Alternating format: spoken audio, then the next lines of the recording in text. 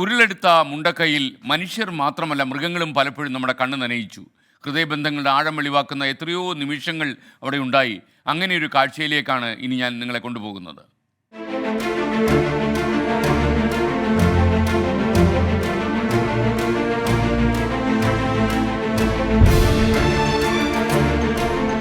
മുണ്ടക്കൈയിൽ നിന്ന് മേപ്പാടിയിലേക്കുള്ള യാത്രക്കിടെയാണ് ഒരു ഓട്ടോറിക്ഷയ്ക്ക് പുറകെ സർവ്വത്രാണിയുമെടുത്തോടുന്ന നായ ഞങ്ങളുടെ ശ്രദ്ധയിൽപ്പെട്ടത്.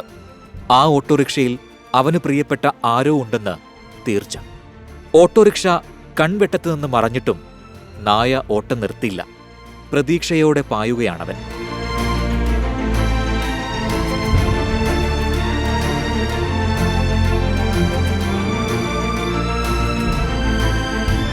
അവനില്ലാതെ ആ ഓട്ടോറിക്ഷയ്ക്കും കൂടുതൽ ദൂരം താണ്ടാനാകില്ലെന്ന് ഉറപ്പായിരുന്നു. മുഷിഞ്ഞ വസ്ത്രം ധരിച്ച ഒരാൾ ഇറങ്ങി വന്നു. കണ്ണുകൾ നിറഞ്ഞിരുന്നു.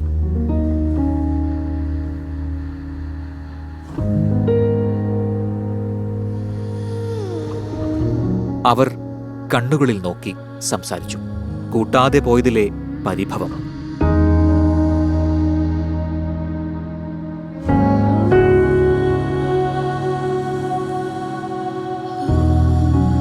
ഇവന്റെ പേര് അപ്പു. ഇത് അപ്പുവിന്റെ പ്രിയപ്പെട്ട ഗോപാലേട്ടൻ. ഭാഗ്യം കൊണ്ടാണ് ഗോപാലേട്ടനും കുടുംബവും ഉരുൾപൊട്ടലിൽ നിന്ന് രക്ഷപ്പെട്ടത്. അന്നു മുതൽ ക്യാമ്പിലാണവർ. അപ്പു ചൂരൽമലയിലും. ദിവസങ്ങൾക്ക് ശേഷം അവനെ കാണാനെത്തിയതാണ് ഗോപാലേട്ടൻ. പക്ഷേ ക്യാമ്പിലേക്ക് അവനെ കൂട്ടാൻ തടസ്സങ്ങളുണ്ടായിരുന്നു. വേറെ വഴിയില്ല, പൈസയില്ല, കയ്യിൽ ഒന്നുമില്ല. പിന്നെ കൊണ്ടുവരാനും വേണ്ടിയിട്ട് ഒരു ഓട്ടോ വിളിച്ച് കൊണ്ടുവരണം. പിന്നെ നമ്മളവിടെ നിൽക്കണം, അങ്ങോട്ടും ഇങ്ങോട്ടും പോകണം. അപ്പോൾ പൈസ ഇല്ലായിട്ടുള്ള ഇല്ല. ക്യാമ്പിലേക്ക് നായയെ കൊണ്ടുപോകണമെങ്കിൽ ഒരു ചങ്ങല വേണം.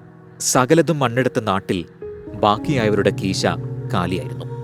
ആ പ്രതിസന്ധിയാണ് പ്രിയപ്പെട്ട അപ്പുവുമായി ഗോപാലേട്ടന് കണ്ണിമുറിയാൻ ഇടയാക്കിയത്.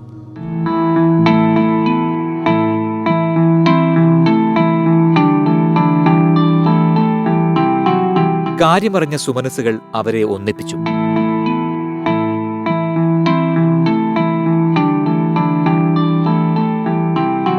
ഒരു ഉരുളിനും മണ്ണാഴങ്ങളോളം ചേർന്നു നിന്നവരെ പിരിക്കാനാകില്ലെന്ന് ഓർമ്മപ്പെടുത്തി ഇരുവരും ക്യാമ്പിലേക്ക്, പഴയ ഭൂമിയിലേക്ക് മടങ്ങും വരെ.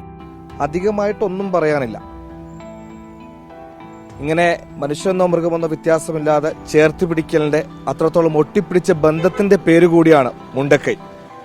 ഓരോ കാഴ്ചകളും അത് തന്നെയാണ് പറഞ്ഞുകൊണ്ടിരിക്കുന്നത്. ക്യാമറമാൻ ജിനുവിനോടൊപ്പം സുഹൈൽ മുഹമ്മദ്, 24 വയനാട്.